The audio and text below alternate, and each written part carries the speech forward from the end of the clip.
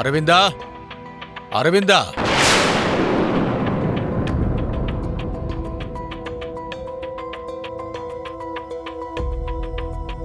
சாமி, நீங்களா?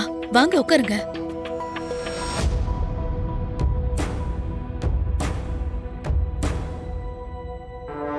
என்னாச்சு சாமி, இப்படி திடீர்னு வந்திருக்கீங்க?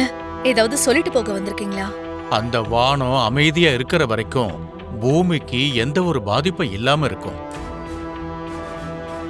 ஆனா அதே வானம் கோபத்தை காட்ட ஆரம்பிச்சிட்டா அதிலேந்து உருவாகக்கூடிய இடி மின்னல் தாக்குதல்களுக்கு இந்த பூலோகமே அழிவை நோக்கி போக ஆரம்பிச்சு. அந்த மாதிரி நேரத்துல தான் இந்த பூலோகத்தை காப்பாத்துறதுக்கு அந்த தெய்வத்தோட அருள் தேவைப்படுது. இப்போ இந்த வீடு கூட நான் சொன்ன அதே நிலைமையில தான் இருக்கு அரவிந்தா. நீங்க என்ன சொல்றீங்க சாமி? என்னாச்சு? இவ்வளவு நாளா உன் மருமகளோட ஜாதக சக்தி உன் புள்ளைய காவு வாங்கறதுக்காக விடாம துரத்துக்கிட்டே வந்தது. அதனாலதான் அவங்க 2 பேரும் பிரியணும்னு சொன்னேன். ஆனா நீதான் கேட்கலையே. ஆனா இப்போ ராகுவோட கேது சேர்ந்த மாதிரி உன் மருமகளோட ஜாதக சக்தியோட சேர்த்து அவ வயித்துல வளர்ற குழந்தையோட ஜாதக சக்தியை சேர்க்க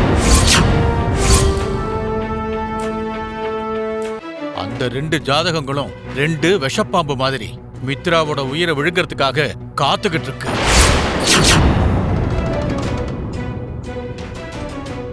அப்படின்னா இப்ப லக்ஷ்மிக்கு பிறக்க போற குழந்தையாலையும் மித்ராவோட உயிருக்கு ஆபத்தா? ஆமா அரவிந்தா, அந்த குழந்தை பிறந்தா மித்ராவுக்கு இன்னும் ஆபத்து. அந்த குழந்தையோட ஜாதகம் மித்ராவுக்கு பெரிய ஆபத்தை உண்டாக்கும். சாமி, இப்ப என்ன பண்றதுன்னு எனக்கு ஒண்ணுமே புரியல.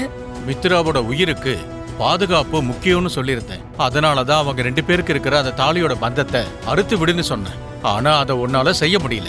நேரத்தை வீணாக்காம இப்பவாவது அந்த வேலையை ஆரம்பி.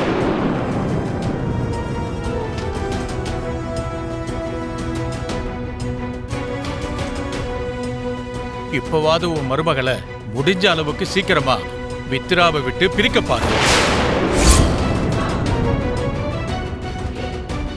அப்படி பண்ணலனா அந்த பொண்ணோட ஜாதகத்தோட அவ குழந்தையோட ஜாதகமா சேர்ந்து மித்ராவை மரண குழிக்குள்ள தள்ளிடும். ஜாக்கிரதை.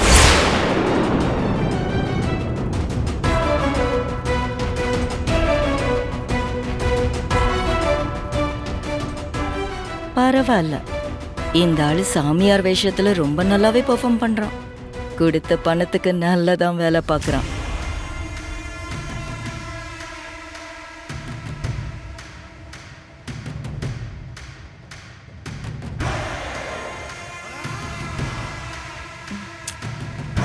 என்னக்கா இதெல்லாம்?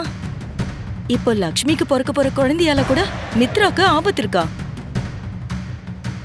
அந்த சாமியார் சொன்னது என்னமோ எனக்கு உண்மைன்னு தான் தோணுது.